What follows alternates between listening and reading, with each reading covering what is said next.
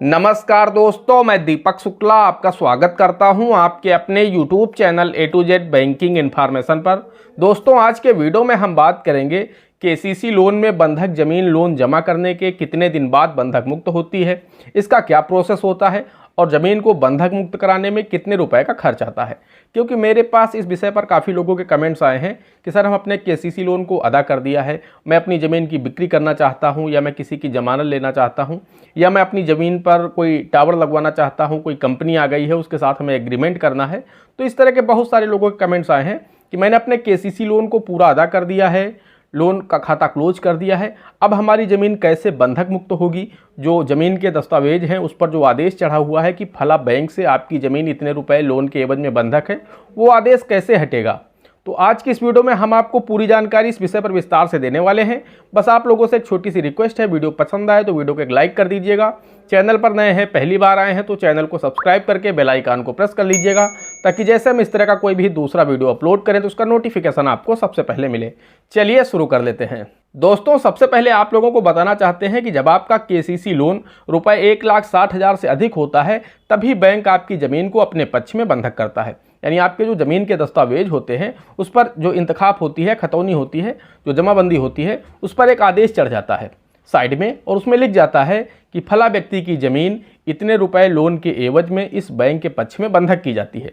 और वो आदेश उस पर तब तक चढ़ा रहता है जब तक आप उस लोन को पूरा अदा नहीं कर देते हैं, खाता बंद नहीं कर देते हैं, और बैंक से अपनी ज़मीन का जो डिस्चार्ज सर्टिफिकेट होता है वो नहीं लेकर के अपनी ज़मीन को जब तक आप बंधक मुक्त नहीं कराएंगे वो हमेशा चढ़ा रहेगा। बैंक कभी भी आपकी ज़मीन का बंधक मुक्त नहीं करता है, आपको खुद ही कराना होता है। तो दोस्तों, आप लोगों को ये मालूम हो गया कि जब आपका KCC लोन रुपए 1,60,000 से अधिक होगा तभी आपकी ज़मीन बैंक के पक्ष में बंधक होती है। जब तक आपका लोन 1,60,000 रुपये से कम है तब तक आपकी ज़मीन बंधक नहीं की जाती है। लेकिन कुछ बैंक रजिस्ट्रार ऑफिस में बंधक ना करा करके वो तहसील स्तर पर कम लोन को भी बंधक करा लेते हैं। तो आपको पता होना चाहिए कि आपकी जो ज़मीन होती है वो दो जगह बंधक होती है। एक तो बंधक होती है रजिस्ट्रार ऑफिस में, जो रजिस्ट्री ऑफिस होता है वहाँ पर भी आपकी ज़मीन बंधक हो जाती है रुपए 1,60,000 के अधिक के लोन पर। और जो आपकी इंतखाब होती है वो तहसील में बंधक की जाती है। तो अगर आपका लोन कम है तो कुछ बैंक ऐसे हैं जो सिक्योरिटी पर्पज़ से उस ज़मीन को बंधक करा लेते हैं तहसील स्तर से। रजिस्ट्रार ऑफिस में तो हो ही नहीं सकता, क्योंकि अगर आपका लोन 1,60,000 रुपये से कम है तो रजिस्ट्रार ऑफिस में बंधक ज़मीन नहीं होती है, लेकिन तहसील में बंधक करवा लेते हैं। तो दोनों जगह से आपको बंधक मुक्त कराना होता है। अगर आपका लोन, वैसे मोस्टली मैं आपको बताना चाहता हूं कि जब आपका लोन रुपए 1,60,000 से अधिक होता है तभी आप लोग देखेंगे कि आपकी इंतखाब पर आदेश आएगा। और अगर आपका लोन 1,60,000 से कम है तो आपकी इंतखाब पर आदेश नहीं आएगा, यानी आपकी जो ज़मीन के दस्तावेज हैं वो फ्री रहेंगे, वो बैंक के पक्ष में बंधक नहीं रहेंगे। तो अब हम बात कर लेते हैं कि मान लीजिए अगर आपको कोई ज़मीन बिक्री करना है, या फिर आपको कोई किसी कंपनी से, या आप कुछ बनवाना चाहते हैं, उस पर कोई कंपनी आ गई है, कोई टावर लगवाना चाहते हैं, एग्रीमेंट करना चाहते हैं किसी के साथ, तो भी आप नहीं कर पाएंगे अगर आपकी ज़मीन बंधक है। इसके अलावा अगर आप किसी रिश्तेदार दोस्त की ज़मानत लेना चाहते हैं कोर्ट से, तो वहाँ पर भी आपकी जो ज़मीन है वो डिस्चार्ज होनी चाहिए, यानी फ्री होनी चाहिए, किसी बैंक के पक्ष में बंधक नहीं होनी चाहिए, तभी आप उस पर ज़मानत ले पाएंगे। तो इन स्थितियों में क्या होता है कि लोग अपनी ज़मीन को अगर बेचना है या किसी की ज़मानत लेना है, कुछ भी करना है, तो अपने लोन को बंद करते हैं, खाता क्लोज कर देते हैं, पैसा जमा कर देते हैं, लेकिन ज़मीन उनकी बंधक नहीं हो पाती है। तो ज़मीन बंधक कराने का जो प्रोसेस होता है वो मैं आपको बता देता हूँ। तो दोस्तों, सबसे पहले तो ये है कि आपको अपने जो सेविंग KCC अकाउंट है उसको पूरा जमा करना है, आपको अपने अकाउंट को क्लोज करवाना है। एप्लीकेशन लिख करके देना होता है कि शाखा प्रबंधक महोदय, मेरे इस KCC खाते को बंद कर दीजिए, अब मुझे KCC लोन की आवश्यकता नहीं है, तो आपके खाते को बंद कर देंगे। उसके बाद आपको क्या करना है, अगर आपके यहाँ पर स्टाम्प ड्यूटी लगती है, मेरे उत्तर प्रदेश के उन्नाव जनपद की मैं बात कर रहा हूँ, तो यहाँ पर स्टाम्प ड्यूटी लगती है 220 रुपये की। जब भी आप अपनी ज़मीन को डिस्चार्ज कराएंगे, यानी फ्री कराएंगे, जो उस पर मॉर्गेज होता है वो अगर आप हटवाएंगे, जो आदेश चढ़ा है वो हटवाना चाहते हैं, तो आपको रजिस्ट्रार ऑफिस में 220 रुपये की स्टाम्प ड्यूटी पे करनी होती है। तो 220 रुपये के आपको स्टाम्प लेने होंगे अपने नाम से, वो बिल्कुल सादे होंगे। उसमें आपको ये बताना होगा, जब आप खरीदेंगे तो पर्पज़ पूछते हैं कि किस वजह से आप खरीद रहे हैं, तो आप उनसे बोल दीजिएगा कि हमारी जो एग्रीकल्चर लैंड है वो बैंक के पक्ष में बंधक है, जिसे हम बंधक मुक्त कराना चाहते हैं, इस उद्देश्य से हम स्टाम्प ले रहे हैं। तो वो आपको स्टाम्प दे देंगे 220 रुपये के। उसके साथ में एक फॉर्म होता है, बंधक मुक्ति प्रमाण पत्र या discharge form, land discharge form, वो भी आपको कचहरी में ही मिल जाएगा। जहाँ पर सारे फॉर्म बिकते हैं वहीं पर आपको ये फॉर्म भी मिल जाएगा। ये आपको 4 फॉर्म ले लेने हैं। इसके साथ में आपको अपनी जो भी ज़मीन बंधक है, 1 इंतखाब, 2 इंतखाब, 3 इंतखाब, 4 इंतखाब, जितनी भी आपकी ज़मीन इन जगह जगह पर है, उन सभी की आपको इंतखाब निकलवानी होगी, जो ज़मीन के कागज़ हैं वो निकलवाने होंगे, तो वो भी आपको उसके साथ में लगाने होंगे। ये तीनों डॉक्यूमेंट ले जा करके आपको अपनी बैंक जाना है, वहाँ पर जो भी लोन ऑफिसर हों या फिर जो भी शाखा प्रबंधक हों उनको आपको देना होगा और उनसे बोलना होगा कि हमारी ज़मीन का डिस्चार्ज सर्टिफिकेट बना दीजिए। 2 वर्किंग डेज में वो आपका डिस्चार्ज सर्टिफिकेट तैयार कर देंगे। वो 2 कॉपी में आपका डिस्चार्ज सर्टिफिकेट तैयार करते हैं, 3 कॉपी में डिस्चार्ज सर्टिफिकेट तैयार करते हैं, तो तीनों कॉपी वो आपको ही दे देते हैं। तैयार तो 4 कॉपी में करते हैं, 1 कॉपी वो अपने पास रख लेते हैं और 3 कॉपी आपको दे देते हैं। तो 3 कॉपी में से आपको 2 कॉपी रजिस्ट्रार ऑफिस में देनी होती है और 1 कॉपी आपको तहसील में देनी होती है।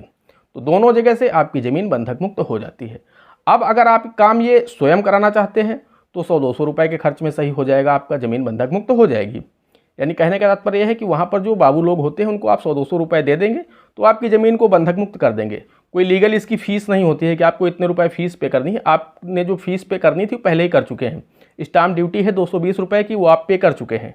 लेकिन वहाँ के जो बाबू लोग हैं उनको अगर आप 100-200 रुपये दे देंगे तो ईजिली आप करा पाएंगे। रजिस्ट्रार ऑफिस से भी आपकी ज़मीन बंधक मुक्त हो जाएगी और वो जो आप स्टाम्प लेकर के जाएंगे वो स्टैम्प पर ही लिख करके बैंक वाले आपको दे देते हैं कि ये खाता नंबर बंधक मुक्त करना है, ये घाटा संख्या है, ये खाता संख्या है। सारी डिटेल्स आपके जो ओरिजिनल स्टाम्प होते हैं उन्हीं पर लिख देते हैं।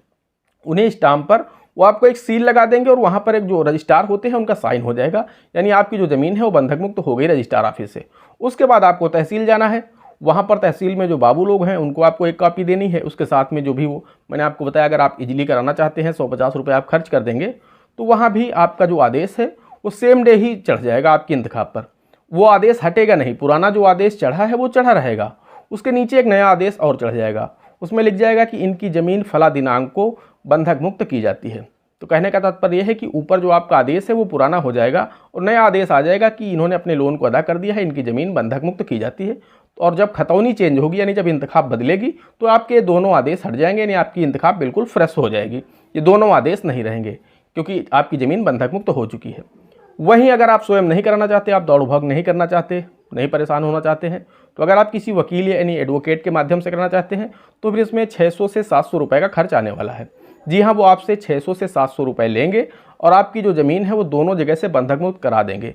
रजिस्ट्रार ऑफिस से भी करा देंगे और तहसील से भी करा देंगे।